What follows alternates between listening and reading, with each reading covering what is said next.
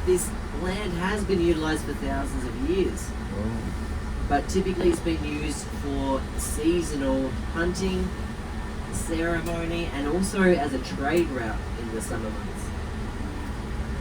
So the First Nations have called this area home for those thousands of years, and the Stoney Nakoda continue to come up here for annual ceremony. This year, as recently as 4 weeks ago, Elder Barry Wesley came from the Stoney Nakoda Nation and shared a pipe ceremony with some of the pursuit staff and the community.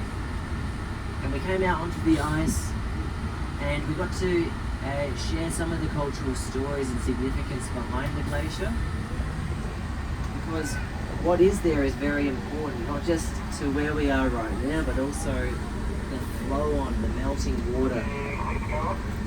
But to the local Stoney, they call this Chahatonga. And Chahatonga translates to big ice. And that's exactly what it is. It's a reservoir of frozen water that travels a very long distance, going all the way up to the Arctic Ocean. So it nourishes the communities along the way, the ecosystems, and eventually empties out into the north coast of North America. But with our glaciers, we also get quite extreme conditions. Even in the summer months, we get very strong winds that come off of the glacier. So katabatic winds are where warm air makes its way up to the glacier. It has these cool surfaces to move against, so it cools down and it condenses. And as it gets heavier, it starts to travel down the valley. So it gets cooler and faster as it goes, sometimes reaching speeds of 100 kilometers an hour. And it picks up dust and it picks up small bits of debris, and it throws it against a lot of the vegetation, which have to adapt.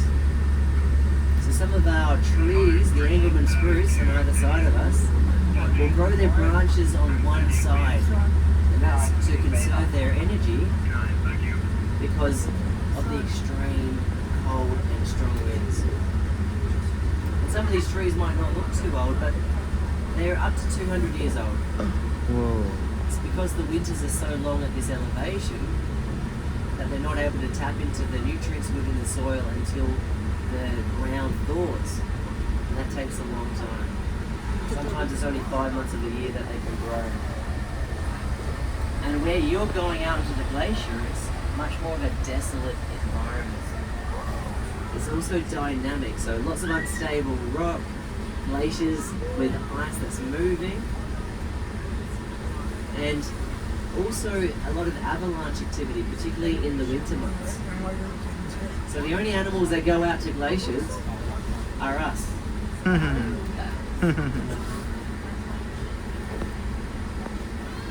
So I hope you have a wonderful time out there, and maybe you brought an extra jacket.